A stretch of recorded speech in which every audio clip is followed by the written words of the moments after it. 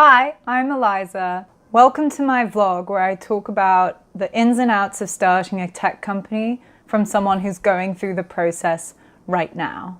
So I wanted to make this vlog because it's very easy to look back at things and kind of remember them how you wish they were rather than how they are.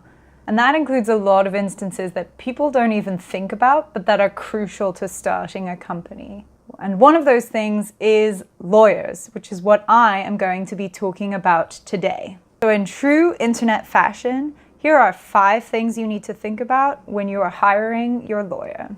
Number 1, and this one is kind of obvious, they need to know what your company is about and have the right skill sets to match what that is. So the kind of legal requirements that you need in order to start, say, an insurance company is very different to the kind you would need to do blockchain or consumer hardware or anything of the kind. So you need to be able to succinctly say what your business is about to your lawyers, and you also need them to have the experience, whether it's with patent law, who knows, but they should have the experience that best suits what it is that you have to do. And obviously it's so that they can give you relevant and important advice for what your company does.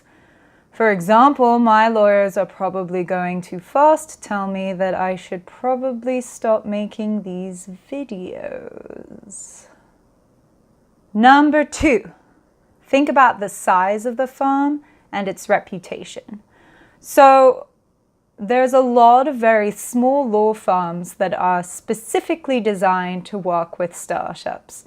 They'll usually have about 4 partners, each with a different specialty, and then maybe 2 associates. A lot of these guys are really, really good, and you should definitely look into working with them if you have a chance. Getting referrals from other people who have started companies is a great way to go.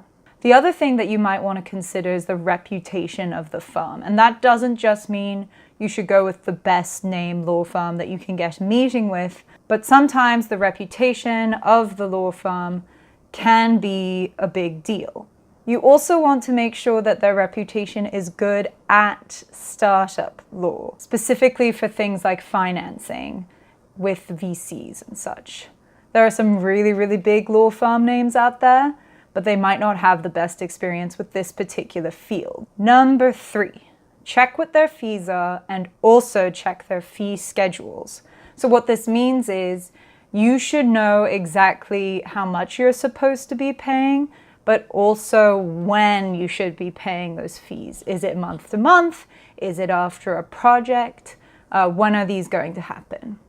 Obviously, law firms are not going to be able to give you an exact number because there's no way to know what legal questions and issues are going to crop up throughout the lifespan of your company, but you should be very clear with them about what your expectations are. So some ways you can do this, or you can set a budget and then they're not allowed to spend any time on you after that budget has been reached.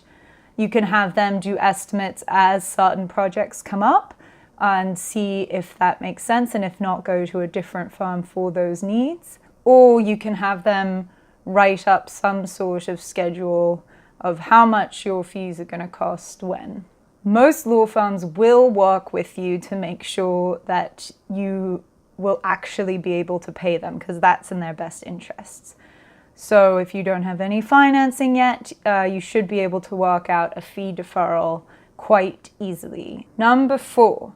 What you don't need a lawyer for is intros to VC companies. I know that a lot of law firms will say this as a sort of advertising feature, but it's not necessarily going to be that important. I've had investors say to me that in terms of introductions that can be made, the lawyer is going to be one of the least valuable types of introductions. I'll go into another video about what the best way to get in touch with VCs is. Spoiler alert, it's probably going to be other companies in that portfolio. And then finally, number 5, you want to be able to trust them. And no, I'm not saying this because you should trust everyone and everyone should be friends.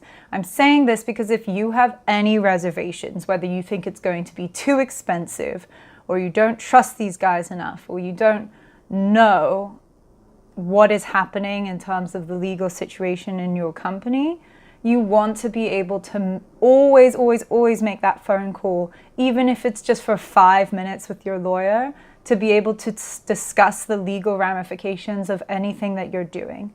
The key with anything legal is you want to catch things early and prevent things from spiraling into something that you can't control, which is just going to be expensive, time-consuming, and could sink your company.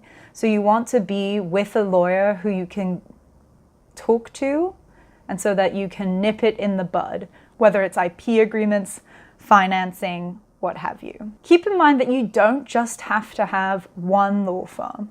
You can have several different ones for your different needs, and that's okay. Just make sure you don't sign any exclusivity contract with any lawyers, which most of them won't have you do. So just some final thoughts. Most companies are going to want to incorporate in Delaware for tax reasons, and they're going to want to establish a C Corp also for tax reasons. Most of the law firms that I've been talking to, the package for incorporation documents and initial services comes out to around $2,500.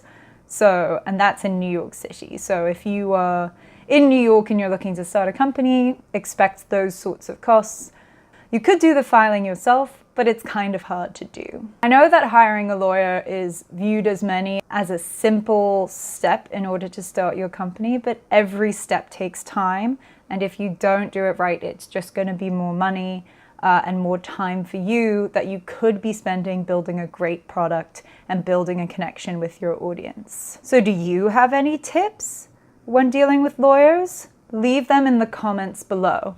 And also share this with any of your lawyer friends to see if they have any tips or tricks to help you get started with your company. That's all for today. Feel free to like, comment, subscribe for more info on how to start a company right from the source of someone starting out.